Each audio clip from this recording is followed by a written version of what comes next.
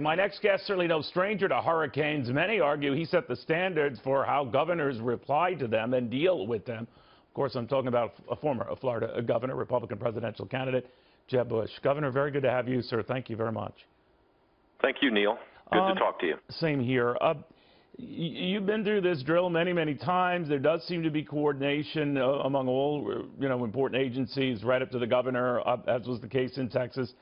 But, some people sort of get cavalier in their attitude. We're hearing a lot of Floridians who are going to ride out the storm and do all of that. As governor, how do you handle that sort of thing? Well, you've got to give them all the information, as Rick Scott has done, to make sure that they are totally informed. But ultimately, people have to accept personal responsibility. I saw on your channel a guy who's living on a sailboat in the intercoastal, and he's going to ride it out. Yes. That guy's going for the Darwin Award. You can't legislate or mandate someone that's going to be that stupid to get out. But by and large, South Floridians particularly have heeded the advice of local officials and the governor. Not everybody's leaving because we have the strongest building code in the country. People in the low-lying areas that have been mandated to leave are leaving, but a lot of people will stay here and will recover. I'm pretty proud of how Floridians have responded to this great challenge. I did wonder, and I was chatting with that guy on Fox Business, Governor, and he said he and his wife were going to keep the boat close to the pier. Things get really dicey. They'll go into a structure. And I said, well, the water is going to rise a lot, and I'm not necessarily very good at math in all its forms, but it was going to rise a lot higher than the pier itself. So obviously he'd be on the street. But yeah, look, what do you do in that event? During Andrew, there was a 20-foot storm surge, 25-foot storm surge. It was not as broad as this storm, but it was more powerful in the wind apparently. And the storm surge moved the sailboats by miles. This guy could wake up in the Everglades. It's ridiculous. Yeah, but it is what it is, I guess, to your point. Governor, I was thinking as well, after 92, the last big storm that was of consequence going in as Category 5 of Andrew, there was a lot of building reinforcement. I know under your two-term stewardship, you wanted to, you can't make buildings and structures hurricane-proof, but at least more hurricane-resistant. You led that effort. So Florida is in better physical shape for something like this, but a Category 4 or 5 storm, that's a whole nother beast, isn't it? Well, our building code, the South Florida building code is the strongest in the country, but you've got to realize that there's going to be tornadic activity, the storm surge. You can't create a building code for that. So people that are in the low-lying areas along the coast that have been told to evacuate, the great majority have, and they're heeding the advice of the governor and the mayor, and they're doing the right thing. The recovery part of this is going to be a huge challenge, getting power back on, getting people back to work, making sure the school's open. All of these things are going to be the next challenge for the political leadership of the state. Governor, we talk about, filling shelters and dealing with all of that. And of course, it's dicey when you tell people that evacuations are in order, but a lot of people looking at the lines of cars outside some choke points along either the Florida Turnpike or Route 95, the two major arteries, I guess, going from south to north, in this case, if you're leaving the state or trying to.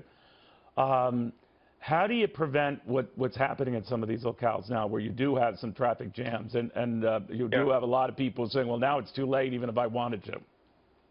Neil, you cannot evacuate 5 million people in southeast Florida and another 1.5 million in southwest Florida and expect a good result. And as the evacuation orders cascade north, our state is not capable of that. That's why over the last 20 years, with an enhanced building code, we've added thousands and thousands of secure shelter space, and a lot of people understand how they need to protect their home and protect their families, and they shelter in place.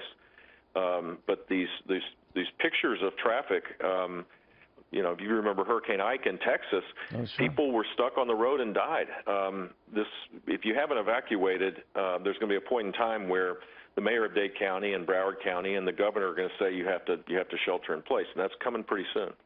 How do you think the federal response has been to this? President Trump responding not only to this, but obviously Harvey in Texas. How do you think the coordination's going?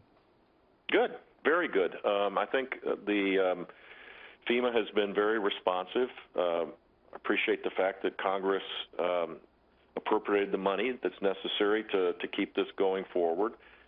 Did you like the way they appropriated it, Governor? You know, no, tying it to a debt not a ceiling big act? fan of. I mean, ultimately, we're electing people. I'm a conservative, and I'd love to see the $19 trillion of debt be dealt with, and doing that has to be a priority. But thankfully, given the storm, we didn't screw that one up. At least the people in Texas needed that help, and people in Florida are going to need help as well. And I don't think that should have been added into this the political drama of D.C. A lot of folks were surprised because they said it would have gotten a clear independent up or down vote and would have been, you know, approved regardless of tying it or trying to tie it to the debt ceiling thing, and that the president, moving as he did to work with Chuck Schumer and Nancy Pelosi to coordinate that, and not Republicans sort of sideswiped them. Do you think he did?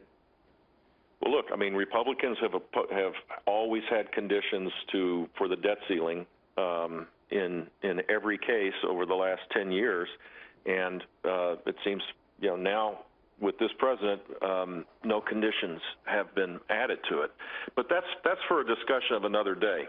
Ultimately, the way to solve our debt problems is to deal with higher economic growth and entitlements. But today, I think the focus needs to be on how can people be kept safe for this massive storm heading our way. You're right, but I'm going to indulge that politics one more time. You're free to ignore me, Governor. But you can't help yourself, right? can you? Yeah, exactly. It's a sin. But I was curious, Governor, about the logic for it behind the president's thinking, and some of his supporters, was to say, well, this clears the decks for this tax cut whenever it comes to fruition and getting it passed.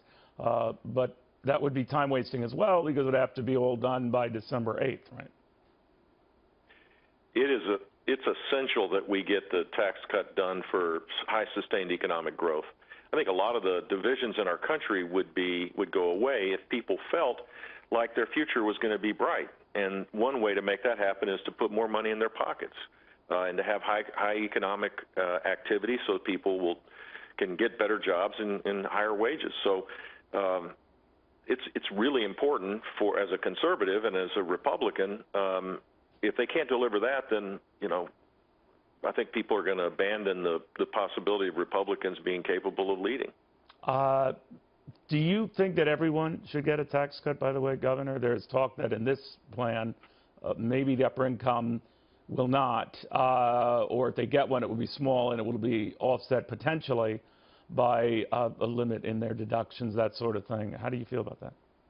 Well, I think the code ought to be simpler and not be used for economic or social policy in the sense that you have carve-outs and credits and deductions.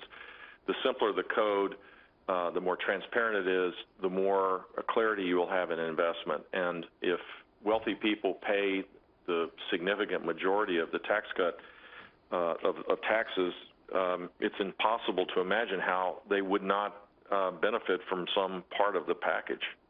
Yeah, the lower corporate rate presumably would benefit them. We'll see. You know, back to the hurricanes and what's been happening, it's united all the former presidents, your brother and your dad included, to make a pitch for helping out, to help presumably those in Texas, and I matter by extension in Florida, whatever happens. What did you think of that? President Trump himself commended that effort. That it seemed to be in unison with his former office holders. What did you think? It's a noble tradition in our country that former presidents put aside whatever differences they might have had to unite. My dad and President Clinton did that with the tsunami relief efforts, and certainly in Katrina they did the same. I think it's a great thing, and I know that the people of Florida are appreciative because they will generate a lot of money that can be put to use in the recovery, which is a lot harder than people realize. You know, we could be looking at some of these other storms, Jose and Katia, I guess, behind that. I mean, they're lining up like planes at LaGuardia here. So it could be potentially the most expensive hurricane season on record. Where do we get the money to address that, Governor? Well, this is this should be the first priority for sure. I mean, this is the monies will come from the taxpayers. They'll also come from philanthropy, and local and state governments will put in their portion. We had 8 hurricanes and 4 tropical storms in 16 months when I was governor. Wow. And Florida prevailed.